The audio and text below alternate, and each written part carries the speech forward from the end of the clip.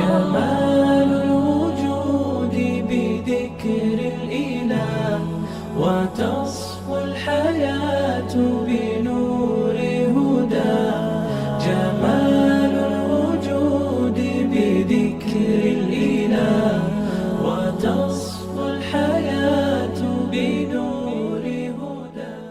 السلام علیکم. پروگرام مشق قرآن کے ساتھ میں ہوں آپ کی میزبان عائشہ. پروگرام مشق قرآن میں ہم قرآن پاک کے 30 پاروں میں سے 300 سوالوں کے جواب لیں گے انشاءاللہ. ہر پارے میں سے 10 سوال ہوں گے. یہ 10 سوال اس پارے کا نچوڑ ہوں گے. ان سوالوں کے جواب لینے کے لیے ہماری مہمان ہیں ڈاکٹر نوشابہ حسن مراد. ویسے تو آپ ایک میڈیکل ڈاکٹر ہیں، لیکن آپ قرآن مجید اور حدیث مبارکہ کی تعلیمات سے گہرا شغف رکھتی ہیں. آپ کو نوجوانوں سے بہت محبت ہے اور یہ تعلیمات آپ ان تک پہنچانا چاہتی ہیں. آئیے اپنے پروگرام کا آغاز اللہ کے باربرکت نام سے کرتے ہیں. السلام علیکم ڈاکٹر صاحبہ. السلام علیکم رحمۃ اللہ وبرکاتہ. کیسی ہیں آپ؟ الحمدللہ میں خیریت سے. الحمدللہ. ڈاکٹر صاحبہ یہ ایک بہت اچھوتا اور نیا آئیڈیا ہے. آپ اس کے بارے میں کچھ کہنا چاہیں گی، اس پہ کچھ روشنی ڈالیں کہ آپ کو کیسے خیال آیا کہ یہ قرآن مجید کے ان 10 سوالوں کے بارے میں آپ ان کے جواب ڈھونڈیں اور ہم تک پہنچائیں؟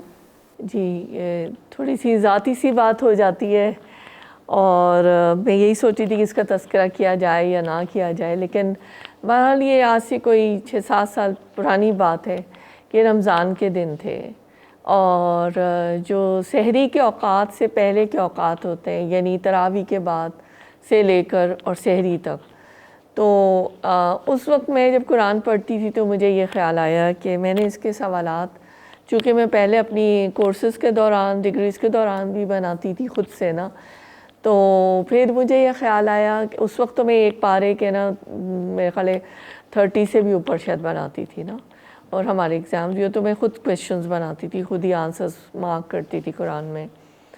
تو اس وقت مجھے یہ خیال آیا کہ میں نے کیا کہ میں نے اس کی بہت زیادہ پلاننگ نہیں کی، لیکن ایک پارے کے میں نے 10 سوال بنانے شروع کیے اور اس وقت میں نے پھر کرتی گئی اور پھر تقریباً 4-5 پاروں تک میں نے اس کو بنا لیا اور میں آئی پیڈ پہ اپنے اس کو ٹائپ کرتی جاتی تھی نا، اور قرآن اور تفاسیر سامنے ہوتی تھی، میرے نوٹس بھی سامنے ہوتے تھے.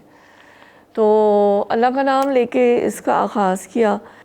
بس میری یہی دعا ہے کہ یہ جو میری ایک خواہش ہے کہ اللہ تعالیٰ یہ کام مجھ سے لے لے اور میں اس کو باقاعدہ طور پر اس کی تکمیل بھی کر سکوں، اور اللہ سے میں دعا کرتی ہوں کہ اللہ تعالیٰ مجھے عمل کی بھی توفیق دے. تو ہم اپنے سوالوں کا سلسلہ شروع کرتے ہیں. سب سے پہلا میرا آپ سے سوال ہے کہ عبادت کی کیا معنی ہے؟ اب کون ہے؟ جی جیسے ہم نے پہلا پارہ شروع کیا ہے تو ہم سب سے پہلے سورہ فاتحہ کو ہی دیکھ رہے ہیں، اور سورہ فاتحہ کی آیت نمبر 4 ہے جو ہم سب کو ہی یاد ہے کیونکہ نماز کا حصہ ہے. ایاک نعبد و ایاک نستعین، خاص تیری ہم عبادت کرتے ہیں اور خاص تیری ہم مدد چاہتے ہیں، یعنی اللہ تعالیٰ سے ہم مخاطب ہیں نا، بندے. تو اس کے اندر یہ ہے کہ جو عبادت اور عبد دونوں جو ہیں، اس کا جو عربک لینگویج میں جو مدر روٹ ورڈز ہوتے ہیں وہ عین، بے اور دال ہے، اور عبد کے معنی غلام کے ہیں. اور عبادت کا لفظ ویسے تو ظاہر عبادات جو ہمیں ارکان کی صورت میں نظر آتی ہیں، جو فزیکل صورت میں نظر آتی ہیں، جو ہمیں سب کو معلوم ہی ہے، نماز، روزہ، زکوٰۃ اور حج، وہ اس کے لیے تو ہوتا ہی ہے استعمال. لیکن جب ہم اس کے تفسیر میں جائیں، تفصیل میں جائیں اور اس کی باطنی مطالب پر غور کریں، جیسے قرآن کی جو آیات ہوتی ہیں، بعض دفعہ ان کے کچھ ظاہری مطالب ہوتے ہیں اور کچھ باطنی مطالب ہوتے ہیں، اور بعض دفعہ تفصیل بھی ہوتی ہے نا، جو ہمیں تفسیر علماء کے ذریعے سے ہمیں سمجھ آتی ہے.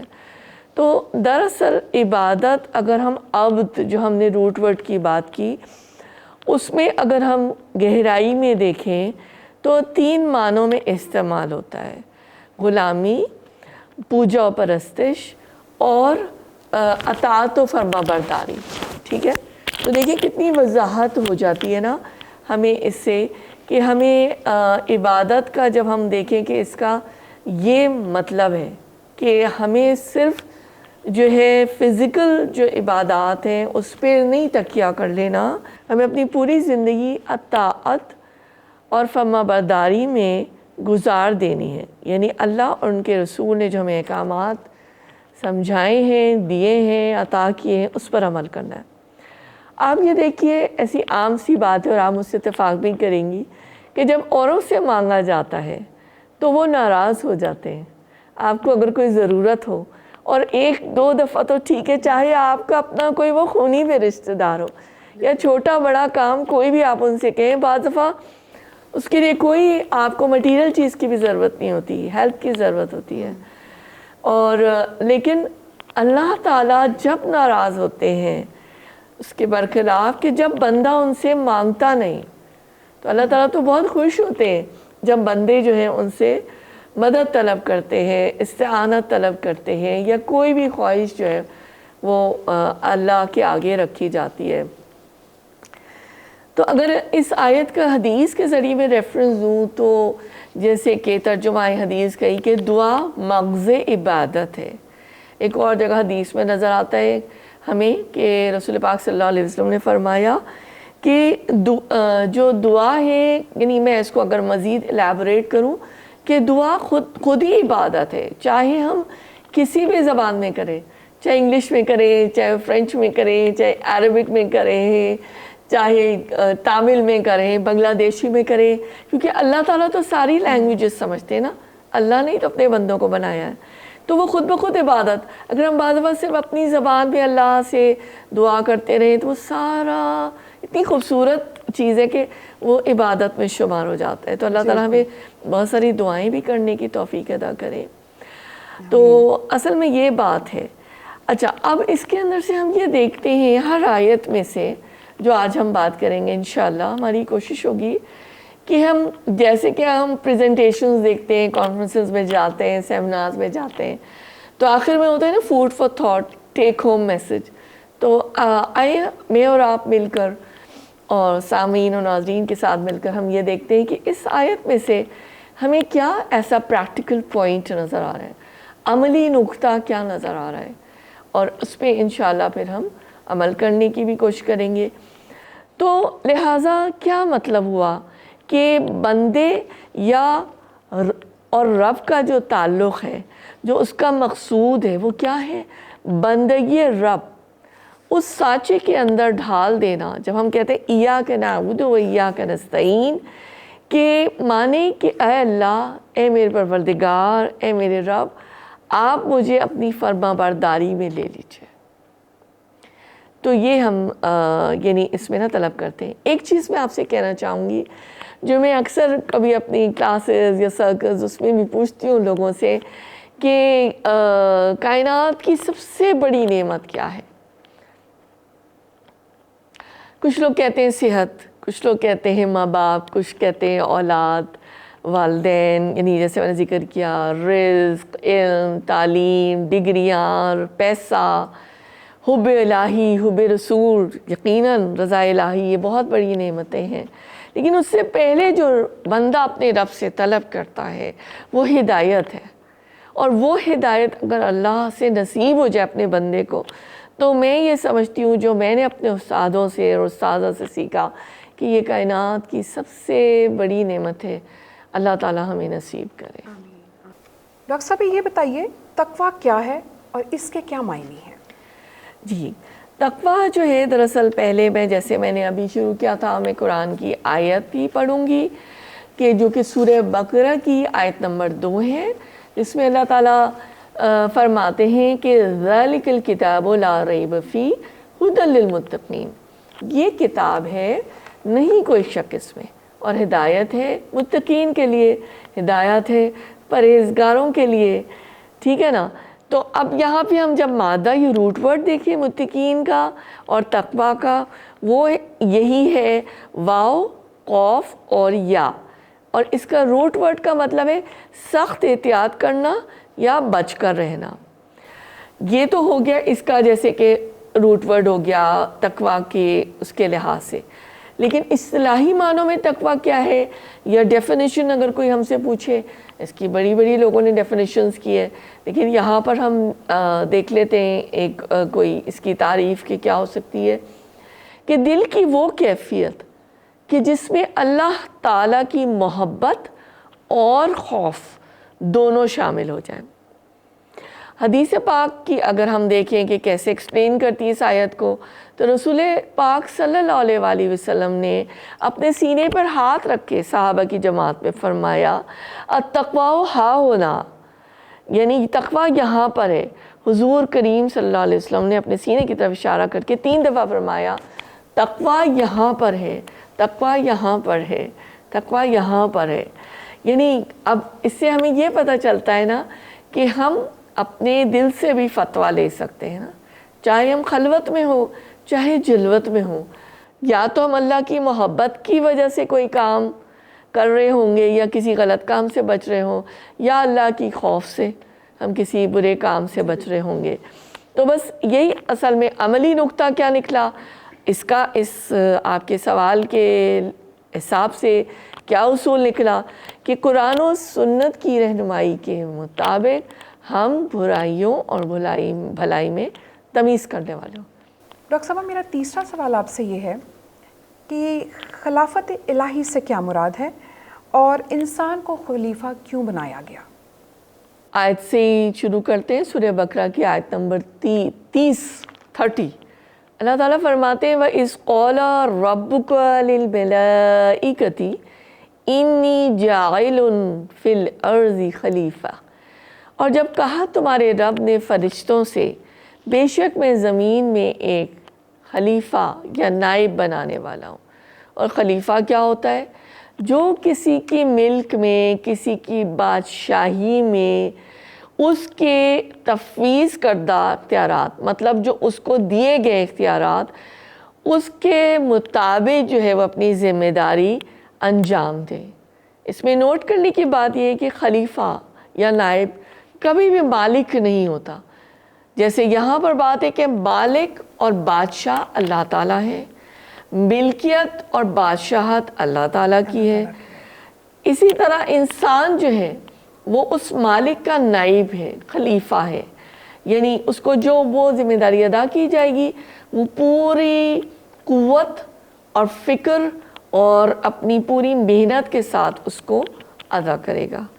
لہٰذا ہم یہاں پر کیا ایک کوئی عملی پوائنٹ، پریکٹیکل پوائنٹ کیا لے سکتے ہیں جو ہمیں یہاں واضح طور پہ اللہ تعالیٰ نے عطا کیا ہے کہ ہم میں سے ہر شخص خلیفہ ہے۔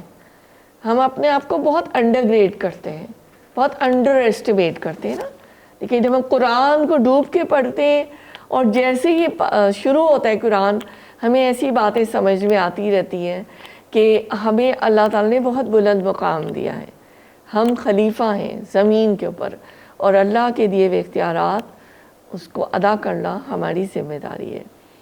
انگریزی میں اس کو ویسیگرنٹ کہا جاتا ہے، یعنی a person who exercises his duties which are delegated to him on behalf of the supreme authority, and we know that supreme authority is اللہ سبحانہ وتعالی۔ ڈاکٹر صاحب یہ بتائیے ظالم کے کیا معنی ہیں اور ظلم کس سے کہتے ہیں؟ قرآن کی دیکھتے ہیں سورہ بقرہ آیت نمبر 35 میں اللہ تعالیٰ کیا فرماتے ہیں وَلَا تَقْرَبَا هَذِهِ الشَّجَرَةَ فَتَكُونَ مِنَ الظَّالِمِينَ، اور نہ تم دونوں قریب جانا اس درخت کے ورنہ ظالموں میں شمار ہوگے۔ یعنی جب حضرت آدم علیہ السلام اور بی بی حوا جو ہے وہاں پر گئے تھے، اور وہ سٹوری ہم سب کو پتہ ہی ہے اور سنتے بھی رہتے ہیں کہ کس طرح سے انہوں نے وہ جو کھا لیا تھا نا، پھل کو کھا لیا تھا، تو دراصل انہوں نے کیا کیا تھا؟ ظلم کا مطلب ہے حق تلفی، یعنی اپنی جان کی حق تلفی۔ ظلم کو کیسے اور ہم اس کی تفسیر یا اس کی دیکھ سکتے ہیں؟ 3 شکلیں ہیں۔ ظالم شخص کیا کرتا ہے؟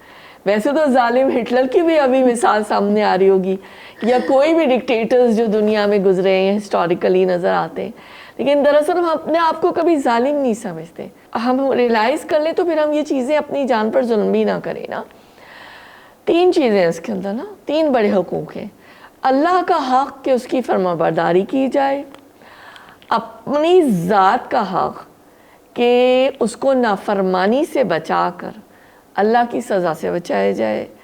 اور نمبر 3 یہ کہ ان چیزوں کے حقوق، جیسے مثال کے طور پہ ہمارے اعضائے جسمانی ہیں، نفس ہے، انسان کے جو بھی دیگر پارٹس ہیں، جیسے کہ زبان ہے، اس کو غیبت میں یا بہتان میں اس میں یوز کیا جائے، یا ہاتھ سے کسی کو نقصان پہنچایا جائے. تو اس قسم کی اور بھی مثالیں ہو سکتی ہیں.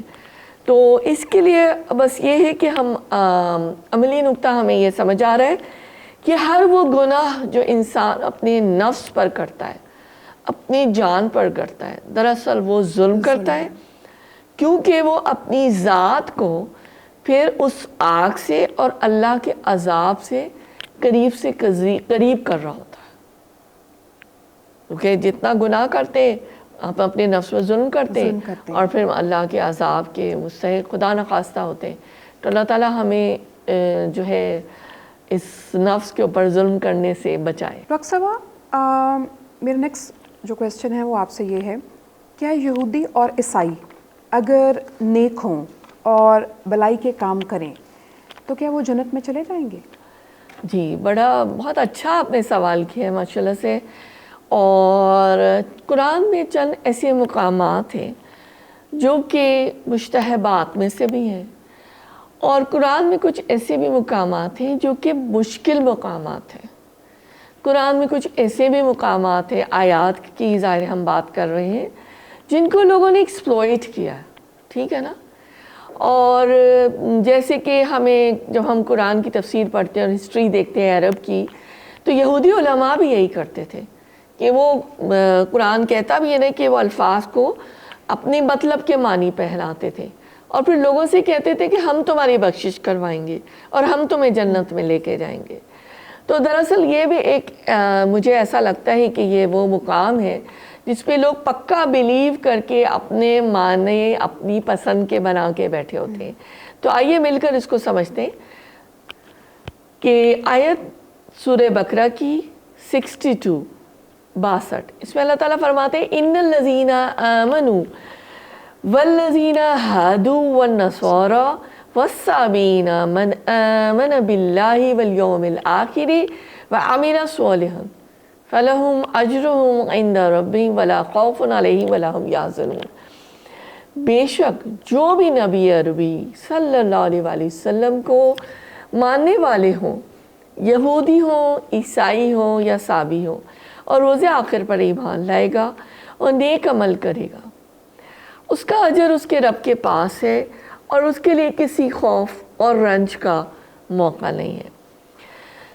یعنی جو بھی شخص کلمہ طیبہ پڑھ کر ایمان کی شہادت دے، نیک عمل کرے، وہی جنت میں جائے گا. اب میں ادھر کلیریفائی کر رہی ہوں، کرکس اس کا یہ ہے کہ کلمہ طیبہ پر ایمان لانا اور ظاہر رسول اکرم صلی اللہ علیہ وسلم کی گواہی دینا کہ ہمارے آخری رسول ہیں حضرت محمد صلی اللہ علیہ وسلم، اور اس کے ساتھ عمل صالح شرط ہے. ٹھیک ہے؟ اللہ پر ایمان، روز آخرت پر ایمان، اور جتنی بھی تعلیمات ہیں قرآن کے ذریعے ہم تک پہنچی اس کے اوپر عمل کرنا. تو دراصل یہی ایک عمل جو ہے اس کا سرٹیفکیٹ ہوگا.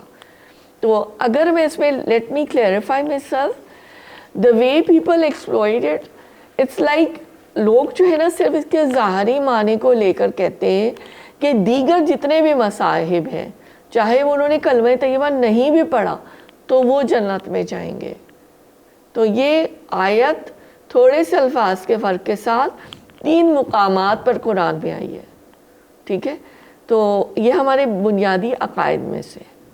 ڈاکٹر صاحب یہ بتائیے بقرہ سے کیا مراد ہے؟ اس واقعے سے ہمیں کیا سبق ملتا ہے؟ بقرہ سے مراد تو گائے ہے، جو سورہ بقرہ کے اندر جس کا نام رکھا گیا ہے. اور اس کا مطلب یہ نہیں کہ صرف اس میں گائے کے اوپر ہی ساری باتیں ہوئی ہیں، لیکن جو اس میں واقعہ آیا ہے گائے سے متعلق، اس سے سبق بھی اللہ تعالیٰ کو دینا مطلوب ہے. اور اس آیت میں ہم دیکھ لیتے ہیں سورہ بقرہ کی آیت نمبر 67، اللہ تعالیٰ اس میں کیا فرماتے ہیں، وَإِذْ قَالَ مُوسَىٰ لِقَوْمِهِ إِنَّ اللَّهَ يَأْمُرُكُمْ أَن تَذْبَحُوا بَقَرَةً. اور جب حضرت موسیٰ علیہ السلام نے اپنی قوم سے کہا کہ اللہ تعالیٰ تمہیں ایک گائے ذبح کرنے کا حکم دیتے ہیں. دراصل یہ حکم اس لیے دیا گیا کہ بنی اسرائیل گائے کی عظمت اور گاؤ پرستی کے مرض کی چھوت میں گرفتار تھے، تو لہٰذا انہی کے اوپر ضرب یوں لگائی گئی کہ وہ گائے کو ذبح کریں. دراصل یہ ان کے ایمان کا امتحان تھا کہ وہ خدا کے سوا اگر کسی کو معبود بنا رہے ہیں تو وہ اس اپنے نفس میں بیٹھے ہوئے بت کو توڑ دیں. تو عملی ہمیں بات کیا سمجھ آئی کہ اصل میں ہم نے اپنی خواہش نفس کے بھی بت بنائے ہوئے ہوتے ہیں نا، اپنی خواہشات کے بھی بت بنائے ہوئے ہوتے ہیں. صرف بت وہ نہیں ہے جو ہمیں مندروں میں یا ادھر ادھر نظر آتے ہیں، اصل میں بت تو وہ ہیں جو کہ ہم نے اپنے سینوں میں جو ہے نا وہ بنائے ہوئے ہوتے ہیں اپنی خواہشات کے، اس کو ذبح کرنا مراد ہے. لہٰذا ہم نے دیکھا نا کہ قرآن میں وہ پوچھتے ہیں بار بار کہ اس گائے کا رنگ کیسا ہو، اس گائے کی عمر کیسی ہو، وہ بچیا ہو، کیا وہ جو ہے وہ ہل جوت لے گی نہیں جوت لے گی. تو دراصل یہ سب کیا تھا جس سے ہم اور پریکٹیکلی سمجھ سکتے ہیں اس آیت کو، یہ جو آپ کے سوال کے حوالے سے، کہ آپ لوگوں نے بھی دیکھا ہوگا یا ہمارے جو سننے والے ہیں، اکثر ایسی دین کی اگر کوئی کلاس یا کوئی محفل یا کچھ ہوتی ہے، کچھ لوگ، میں یہ نہیں کہتی سارے لوگ، بہت سارے لوگ تو بہت انٹرسٹڈ ہوتے ہیں، کچھ لوگ ایسے اننیسیسری بے تکے سوال کر رہے ہوتے ہیں. اسے لگتا ہے کہ خدا نخواستہ صرف ٹائم ویسٹ ہو رہا ہے، وقت کا ضیاع ہوتا ہے، یا پھر وہ ٹائم پاس ہو رہا ہے اور وہ اس کے اوپر عمل کرنے کا ان کا کوئی ارادہ خاص ہے نہیں. تو یہ جو ہے یہاں پہ اس کی صحیح ایک عملی تصویر ان آیات کے ذریعے سے ہمیں نظر آتی ہے. ہم اور تفصیل سے جب سورہ بقرہ کو دیکھتے ہیں کہ انہوں نے گائے کے اوپر کتنا لمبا ڈسکشن کیا تھا.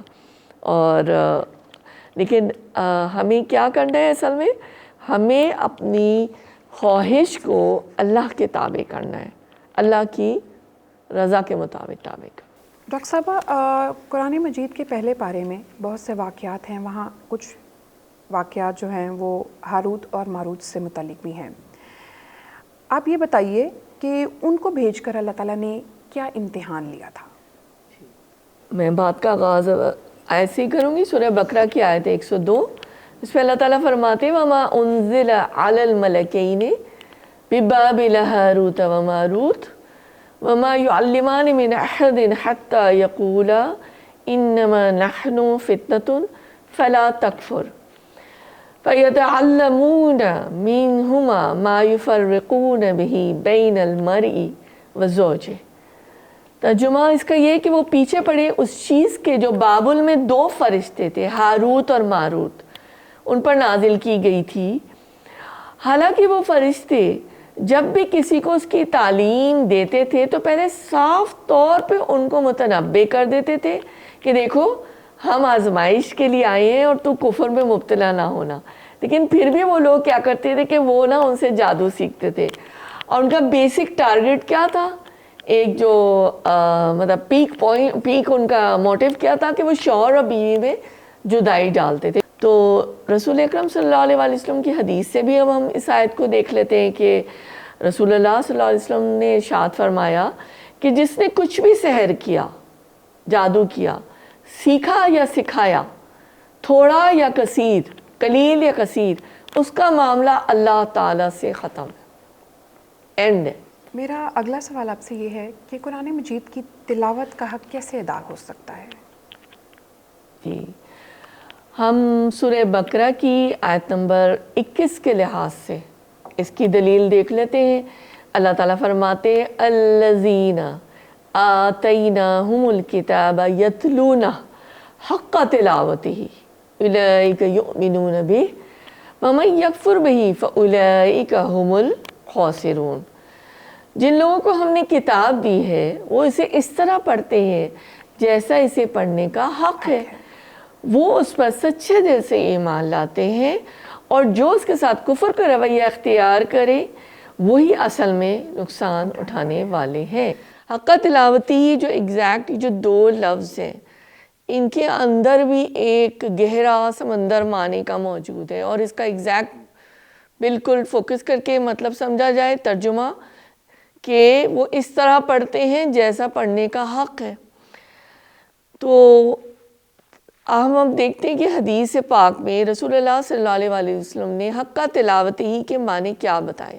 انہوں نے یہ فرمایا کہ قرآن کے 5 حقوق ہیں، اور یہ ہمارے لیے دراصل ہمارا عملی نقطہ بھی ہو جائے گا، پریکٹیکل امپلیکیشن جو ہم کوشش کرتے ہیں کہ ہر آیت کے لحاظ سے اس کو اپنے عمل کے لیے کیسے ہم اصول لے سکتے ہیں اور اس کو ہم کیسے اپلائی کر سکتے ہیں. تو یہی عملی نکات ہو جائیں گے. نمبر 1، حروف کو تجوید کے ساتھ پڑھنا. نمبر 2، ترجمہ اور سمجھ کر پڑھنا، یعنی اس کی تفسیر بھی آ گئی نا. غور و فکر اور تدبر کرنا. کہیں کہیں آتا ہے قرآن میں افلا یتدبرون، ہے نا، افلا یتفکرون. نمبر 4، خود عمل کرنا. نمبر 5، دوسروں تک قرآن کا پیغام پہنچانا، یعنی میسج کرنا. اب آپ یہ دیکھیے کہ اس کے اندر کتنا کچھ آ گیا ہے، یعنی پوری اس کی تفصیل آ گئی ہے، اور یہ کتنا مشکل کام ہے.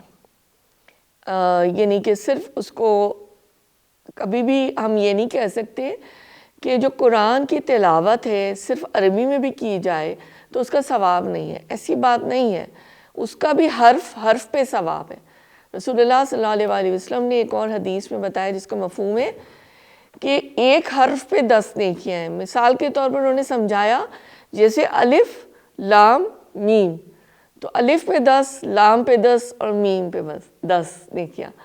لیکن اصل میں المیہ کیا ہے کہ ہماری من حیث القوم بھی اور ویسے بھی اگر ہم مسلمان ساری جو ہیں سمجھ کے پڑھ لیں اور عمل کرنے کی کوشش کریں اور پھر میسنجر بھی بنے، کیونکہ انبیاء کے بعد جو ہیں وہ انبیاء کی وراثت یہ ہے کہ یہ ہم پیغام اس کو آگے پہنچائیں، کیونکہ اب کسی نبی نے تو نہیں آنا نا. تو یہی تلاوت کا حق ہے.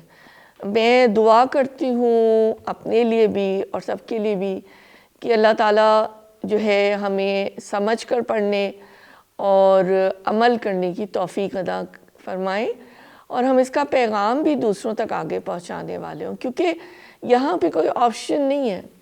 یہ ایک کمپلسری جواب ہے، یہ کوئی MCQs نہیں ہے. This is a compulsory thing which we have to do and we must do. Otherwise we will be accountable for it. اللہ تعالیٰ آسانی کا معاملہ فرمائے. آمین. لفظ مسلم کے کیا معنی ہیں یا مسلم کون ہوتا ہے؟ سورہ بقرہ آیت 131 میں اللہ تعالیٰ فرماتے ہیں اِذْ قَالَ لَهُ رَبُّهُ أَسْلِمْ قَالَ أَسْلَمْتُ لِرَبِّ الْعَالَمِينَ. جب فرمایا اس کو اس کے رب نے مسلم ہو جا، کہا حضرت ابراہیم علیہ السلام نے میں مسلم ہو گیا تمام جہانوں کے رب کا. اب اس کو ہم سمجھ لیتے ہیں کہ اللہ تعالیٰ کیا فرما رہے ہیں. مسلم وہ ہے جو اللہ کے آگے اپنے آپ کو سپرد کر دے، اس کے آگے سر تسلیم خم کر دے، اس کی دی ہوئی ہدایات کے مطابق زندگی بسر کرے. یعنی یہاں پر یہ ہے نا کہ حضرت ابراہیم علیہ السلام کی بھی ہمیں مثال نظر آتی ہے کہ انہوں نے کبھی بھی اپنی زندگی جو ہے نا کوئی بیزاری نہیں دکھائی اور نہ اپنی مرضی کی. تو یہی ہمارے عمل کا آج اس آیت کے ذریعے نکتہ ہے کہ ہم اپنے آپ کو کمپلیٹ سبمیشن میں دیں، سر تسلیم خم کریں، اپنے پورے دل و جان کو، اپنے نفس کو تابع کریں اور اپنی ذات کو اللہ تعالیٰ اور رسول اکرم صلی اللہ علیہ وسلم کی تعلیمات کے مطابق تابع کر دینا. اسی میں ہماری بھلائی ہے اور اسی میں ہماری نجات ہے. پہلے پارے کا آخری سوال ہے اور میرے نزدیک یہ بہت امپورٹنٹ سوال ہے. اللہ کے رنگ سے کیا مراد ہے اور اس کا کیا تقاضا ہے؟ سورہ بقرہ کی آیت ہے 138. بہت خوبصورت آیت ہے، بہت خوبصورت الفاظ ہیں، بہت خوبصورت معنی ہیں. اللہ تعالیٰ فرماتے ہیں صبغۃ اللہ ومن احسن من اللہ صبغۃ ونحن له عابدون. کہہ دیجئے اللہ کا رنگ اختیار کرو، اس کے رنگ سے اور اچھا کس کا رنگ ہوگا؟ ہم اس کی بندگی کرنے والے لوگ ہیں۔ یہودیوں کا کیا ہوتا تھا کہ جب ان کے مذہب میں کوئی داخل ہوتا تھا تو وہ اسے غسل دیتے تھے اور وہ یہ کہتے تھے کہ وہ اب یہ پاک ہو گیا اور اس کے گناہ دھل گئے۔ اور کرسچنس کے عیسائیوں کا بھی یہی ہوتا ہے کہ بیپٹزم ہوتا ہے، بیپٹائز کیا جاتا ہے جب بچے پیدا ہوتے ہیں، اردو میں اس کو استباق کہتے ہیں اور بپتسمہ بھی کہتے ہیں، اور یہ سمجھا جاتا ہے کہ اب ہمارے گناہ جو ہیں سارے معاف ہو گئے اور حضرت عیسیٰ علیہ السلام جو ہے وہ ہماری معافی کرائیں گے۔ یہ تو ان کا عقیدہ ہے۔ اللہ تعالیٰ کیا کہتے ہیں کہ یہ رسومات غلط ہے اسلام کے مطابق، تم اللہ کا رنگ اختیار کرو اپنے باطن میں بھی اور اپنے ظاہر میں بھی۔ اور عملی نقطہ دراصل کیا ہوا؟ اللہ نصیب کرے کہ تم اللہ کا رنگ اختیار کرو۔ میں ریپیٹ کر رہی ہوں اپنی بات کو، جو کسی پانی سے نہیں بلکہ اس کی بندگی کا طریقہ اختیار کرنے سے چڑھتا ہے۔ میں اللہ سے دعا کرتی ہوں کہ اللہ ہمیں اپنے رنگ میں رنگ دے۔ اپنے پروگرام کے آخر میں ڈاکٹر صاحبہ کا شکریہ ادا کروں گی اور دعا گو ہوں کہ اللہ ہمیں بندگی رب کے سانچے میں ڈھال دے اور صبغۃ اللہ یعنی اپنے رنگ میں رنگ دے۔ جمال الوجود بذكر الإله وتصفو الحياة بنور